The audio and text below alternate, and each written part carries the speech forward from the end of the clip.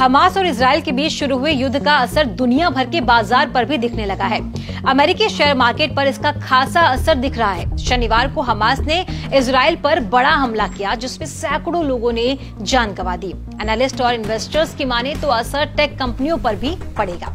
Hi tech industry ने पिछले दशकों में इजराइल में तेजी से ग्रो किया है। इजराइल में इन कंपनियों के निवेश पर काफी ज्यादा असर पड़ सकता है। इंटेल इस मामले पर नजर बनाए हुए हैं। ये जानकारी कंपनी के स्पोक्स पर्सन ने दी। अब ये समझिए कि टेक कंपनियों का हाल क्या है। इजराइल में इंटेल सबसे बड़ा प्राइवेट एम्प्लॉयर और एक्सपोर्टर है। कंपनी ने कहा है कि इस युद्ध का असर चिप प्रोडक्शन पर नहीं पड़ा। आपको बता दें कि इंटेल पहली बड़ी कंपनी है जिसने इजराइल में अपना ऑपरेशन शुरू किया था। इस साल जून में ही इजराइल के प्रधानमंत्री बेंजामिन नेतन्याहू ने कहा था कि इंटेल देश में 25 अरब डॉलर का निवेश करने की प्लानिंग में है। वहीं एनवीडिया ने तेल अवीव में होने वाले अपने एआई समिट को रद्द कर दिया।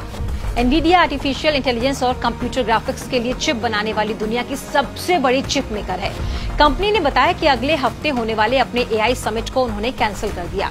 Israel based tower semiconductor company का कहना उनका कामकाज पहले की तरह ही चल रहा है। ये कंपनी मिक्स्ड सेमीकंडक्टर्स खास ऑटोमेटिक और कंज्यूमर इंडस्ट्रीज के लिए बनाती है। इजराइल में आईबीएम, एप्पल, माइक्रोसॉफ्ट, गूगल और फेसबुक सभी के ऑफिसेज हैं। इजराइल की टेक इंडस्ट्री की शुरुआत 1974 में हुई थी, जब इंटेल ने अपनी शुरुआत यहाँ पर की थी।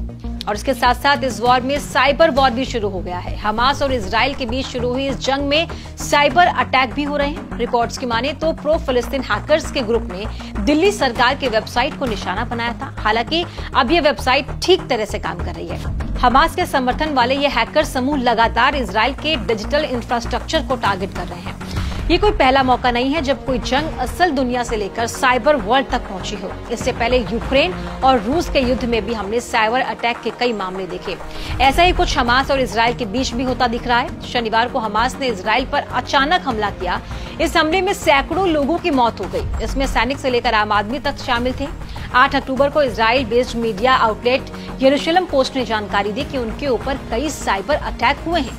इन अटैक की वजह से यरूशलेम पोस्ट की वेबसाइट क्रैश हो गई। यहां तक कि कई लोकेशन से उनकी वेबसाइट को एक्सेस भी नहीं किया जा पा रहा था। इस हैकिंग को एनोनिमस सूडान ने अंजाम दिया था और इसके अलावा कई दूसरे मामले भी देखने को मिले।